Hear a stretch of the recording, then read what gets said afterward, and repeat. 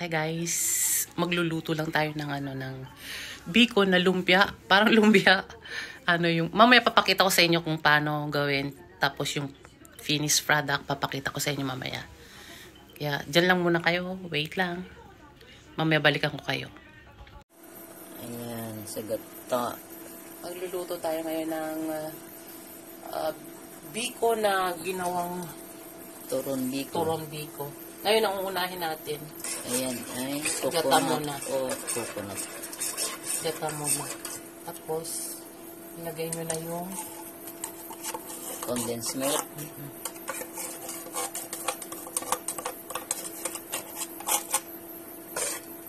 Ilagay nyo yung condensed milk.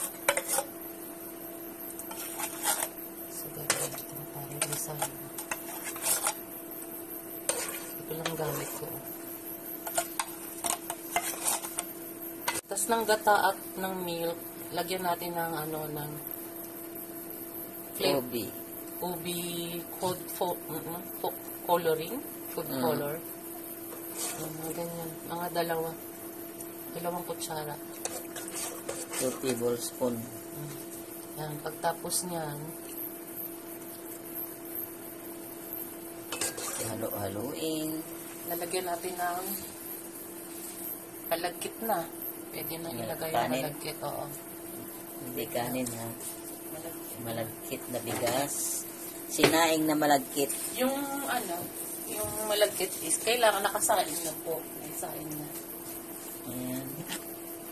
Sinaing sa... Yan, ganyan.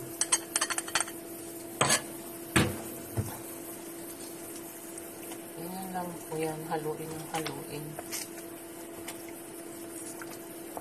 Daming sabaw na. Ay, hindi yan mamaya masabaw. Kala nyo lang marami. Mamaya kati na yan. Haluin natin ng haluin yun mamaya.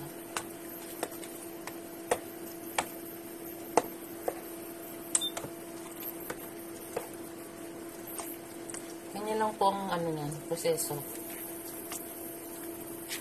Haluin ng haluin lang. Hanggang sa mawala yung na yan. Yung gata at Gata. milk.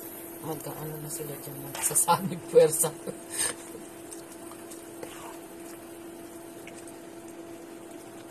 Mamaya na yung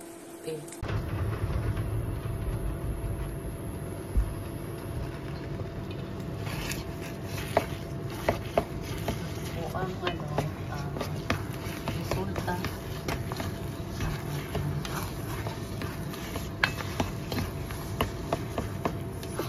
Haluin lang hanggang sa medyo umigas ng konti.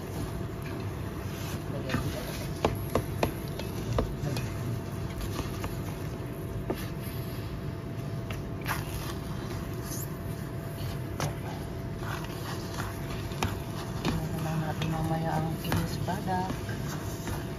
Halo-halo lang yan.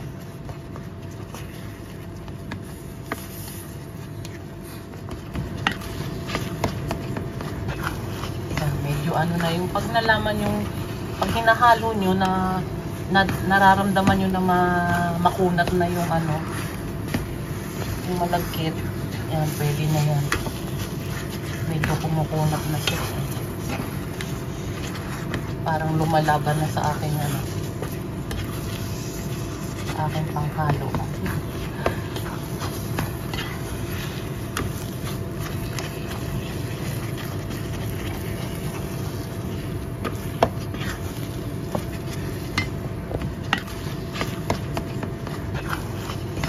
Na yung pag nalaman yung pag hinahalo nyo na nararamdaman nyo na makunat na yung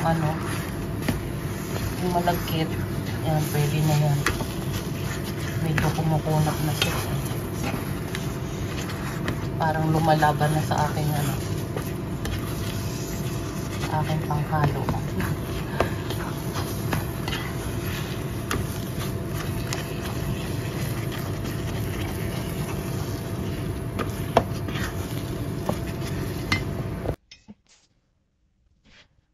Papahiyon kasi habang babalot sa lumpia wrapper na ganyan.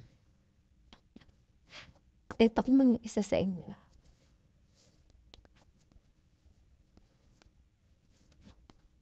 Kailangan nakaganito kayo kasi malungkit. Tapos lalagyan ng cheese. Yun yung cheese sa kanya. Ayan sa gitna. So, dagdagan yung dito sa taas.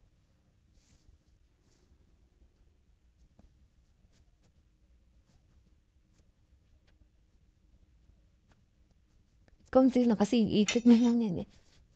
Ganyan ang paggawa ng turon. Malagkit. Parang gumagawa lang pa yung lumping Shanghai. Yan. Tapos, pag nagawa na yan, pwede nang itrito. Wow, titrito na lumambaya. Yan, ang ganito ng ganyan na finished product. Sabi ko, isang lalagyan. Ayan yun. Inano, sabi nilosong to sa gata. Pinikasak natin. Ano? Sa kanina pa ito napapabad. Ganyan lang, paulit-ulit lang. Ganyan lang. Paulit-ulit lang. Oh, guys. Guys, ito na yung finished product. Pwede na nating lutuin. Pasensya na at iba-ibang size. Iba kasing dalawang gumawa eh. May mahaba, may maigsi na mataba. Yan. Yan na po ang ginawa namin. At ngayon, magluluto na tayo. Try nating lutuin itong nagawa na natin. Wait lang. Okay guys, pagtapos natin yung balutin, prito na lang natin itong. Mainit na to eh. Hinaan natin ng konti. Mainit na kasi ito. Nasa mainit na tubig mo.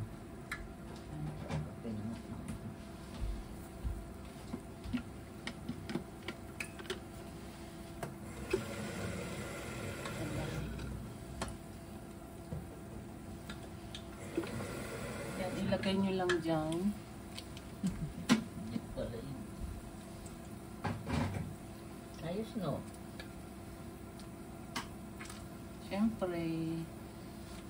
Yung parang nagagawa lang kayo ng ano, ng banana Q, tsaka ng ano, di ba? Lalagyan nyo ng asukal tong ano. Bubudburan nyo ng asukal. Kahit puting asukal, kahit pulang asukal, pwede na. Budburan nyo lang ng ganyan.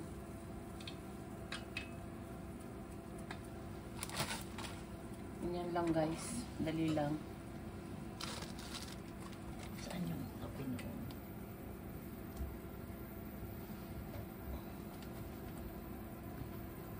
Tapos babaligtarin nyo lang. Pag medyo brown na siya, baligtarin nyo. Tapos ganun ulit, lalagyan nyo ng asukal. Budburan nyo ulit ng asukal. Yan lang, ganyan lang. Ganyan gagawin mo pagka yung ano sa'yo. Kabidaan yun. Oo. Try na. Hindi, madali lang yan, ganyan. Pwede na yan. Santayin nyo lang mag-brownie. Nilagyan mo na yung mantika ng inuman. Pwede rin lagyan ng asukal yung mantika, pero ganito pwede rin. Bahala kayo kung anong gusto nyong gawin, pero ako ganitong gusto kong gawin. Pwede yan. Tapos medyo lakasan na natin ang apoy. Kanina mahina eh. Para hindi kagad masunog. Apat lang muna yung pinirito ko. Yan, may tubig yung kamay ko kaya yan. Kumukulo-kulo siya. Papakita ko na lang sa inyo yung finished product. Diyan muna kayo. Guys, ito na yung ano, luto. Ito pa yung iba. Ito na yung finished product. Kain tayo guys. Diba? May cheese po yan sa loob. Hindi ko mabuksan ngayon kasi mainit pa. Hindi ko siya mahati. Yan lang po. Ayan. Okay. Guys, ito po yung loob niya. Diba? May cheese siya sa loob. Kaya sobrang sarap po niyan. Yan po ang finished product. Okay po, let's eat. Kain tayo, guys. Gawin nyo na rin po. Masarap po siya.